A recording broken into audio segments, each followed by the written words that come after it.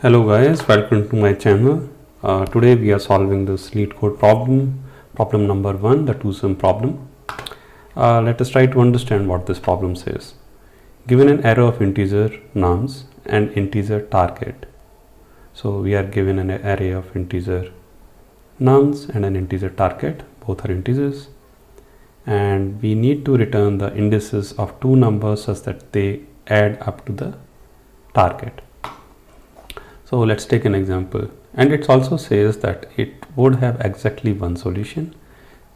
So that's a boundary, that's a condition that is given to us. So we need not worry about a case where there is no solution, and we can return an answer in any order. Probably there can be multiple answers and we can return any of them. So let's say for example, this is an example here. This array is given 2, 7, 11, 15, and we have a target of 9. So we need to return the indices of, here 2 and 7, they sum up to 9. So we need to return the indices of 1, indices of 2 and 7, which is 0 and 1 as output. Okay.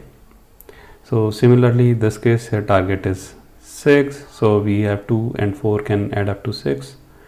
So we need exactly two numbers that can sum up to this target. So here their indices are 1 and 2 respectively, and similarly here 6 is 0 and 1, and there is no false case here. So what is the approach? The first approach is the brute force approach. In the brute force approach, what exactly we will do? We will see all possible combinations of elements that sum up to target n, but the complexity would be high in that case.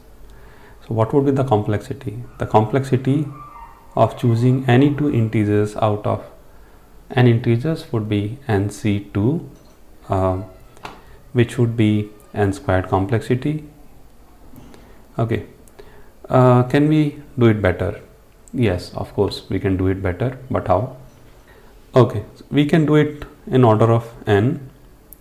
So how can we do it in order of n? So what we can do first is we can keep a map of all these numbers in a hash with keys as these values, and values of that hash map would be the indices of this number, and then we can iterate through this array again, and we would at any element, let's say we are at 7 at the moment, we can let's say we are at 2 at that moment, and then we see that we subtract this element from this target, then we get 7. So we can check if 7 is present as a key inside our hash map, and if yes, we can return back its index. And one thing that we want to make sure is, like this case of 3 3, that the index which is present as a value inside our hash map is not exactly equal to this this value against this original index against which we are checking this. So this is one consideration we should keep in mind while solving this problem. Let's try to code it and see how we can make it out. So let's start with the map of integer.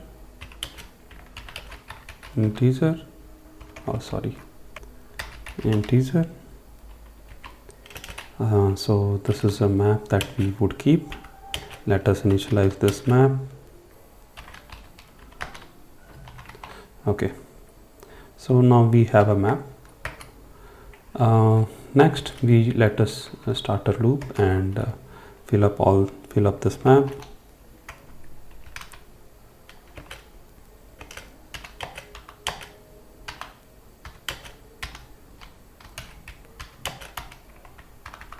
Okay, so we have this loop ready. Let us fill up this map. Dot put, and we would put nums of I as key and I as value. Okay, now what would we do?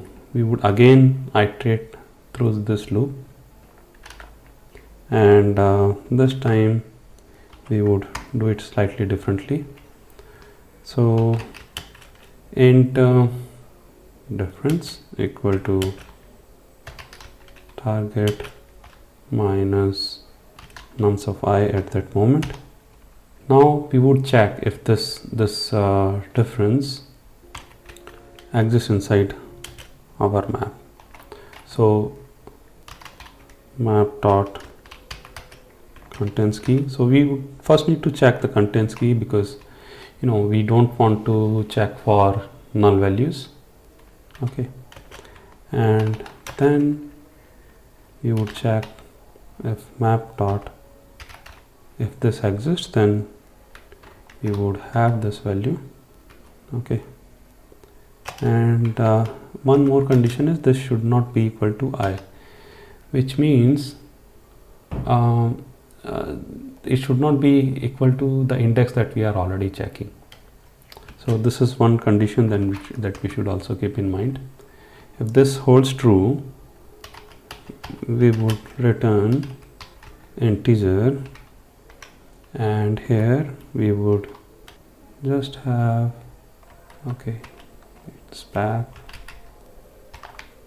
and we would have I and this value which we are returning, which is not equal to I, and we should not type an else condition here, because this would not be correct. If we don't find any, then actually that should not be the case, because as per the problem statement, but we would definitely need to return something. So in this case, let's return an empty array. Let's try to see if it runs correctly. Okay, there is a semicolon that is missing. Okay, oh, here it should have a semicolon. Oh, that was a miss. Let's try to run it again. Line number 12. Oh, this was correct, I think. Oh no, we have an answer. Let's try to submit and see. So we were able to run it in 13 milliseconds, which is faster than 52.6% of all 9 codes. Thank you everyone. See you in the next one.